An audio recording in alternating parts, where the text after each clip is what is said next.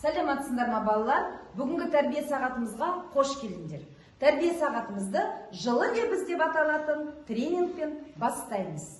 Еркежан, сен өте ақылды қызсың. Алинор, сен өте мықты баласың. Біз мына жердегі пазлды алып, сол бойынша топтарға бөлінейік. Қане, келе қойыңдар. Қызыл түсті жазуды алғандар бірінші топ. Мақал мәтелді құрастырамыз. Досы көпті жау алмайды, ақылы көпті дау алмайды. Біздің топтың аты ақыл. Болғанша 100 досың болсын. Біздің топтың аты достық. Жақсы. Енді бізге қонаққа келген мифтік роботтың нұсқаулықтарын орындап, бүгінгі сабағымыздың тақырыбын анықтай аламыз.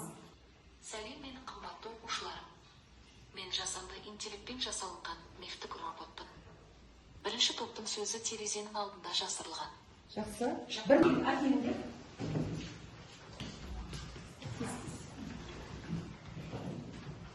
Екінші топтың сөзі ең жылдам есеп шығаратын оқушының партасының астында жасырылған. Үшінші топтың сөзі мұғалімнің партасының үстінде жасырылған. Мұғалімнің партасының қазына. Демек, біз бүгін не туралы айтамыз, балалар? Достық туралы айтамыз. Енді назарларыңды мына видеоға аударыңдар. Осы видеоны мұқият қарап, қазір осы бойынша біз топтық жұмыс орындаймыз. Бірінші топқа берілген тапсырма достық деген не? Ал Достық дегеніміз бір-біріне мейірімділігін көрсететін адам. Жақсы дос өзін досын қиын сәтте қалдырмайды. келесі кезекте бізде жұптық жұмыс. Бірінші жұп достық сөзіне 5 жолды өлең құрастырады. Екінші жұп достық туралы 3 мақал мәтел жазады. Үшінші жұп досыңның бойынан көргің келетін қасиеттерді жазасыңдар. Мен досымның бойынан адалдық, жанашырлық, мейірімділікті көргім келеді. Ал соңғы сұрағы дейін. Достарым көп болғаны жақсы ма? Ол үшін не істеу керек? Жақсы. Менің досым көп болғаны жақсы. Және де бұл үшін мен өте қатты қуанар едім. Балалар, бізде келесі кезекте сөйлемді аяқта ойна. Әр топқа бір-бір сөйлем берілген. Сендер әрқайсың сол сөйлемді өздеріңнің ойларымен аяқтайсыңдар. Жарай ма?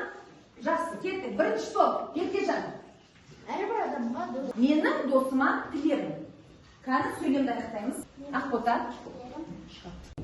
Ал балалар, бүгін сабаққа өте жақсы қатыстыңдар. Ал енді бәрін тақтаға қараңдар. Мынау бізде достық ағашы. Достық ағашқа не жетпей тұр, балалар? Жапырақ жетпей тұр. Қазір біз мына жапырақтарға алып, бүгінгі сабақта сендерге не ұнады, не түсіндіңдер, достық деген не екен, қандай адамдармен дос болу керек екен, сол туралы өз ойларыңды жазып, мына достық ағашын біз көгертіп жайнатамыз. Достық адам өміріндегі ең маңызды құндылықтардың бірі. Шынайы достық сенім мен құрметке негізделеді. Ал нағыз достық асыл қазына. Достарыңды қадірлей біліңдер, әрқашан адал болыңдар. Енді мен сендерге тілерім, достарыңды әрқашан қадірлей біліңдер.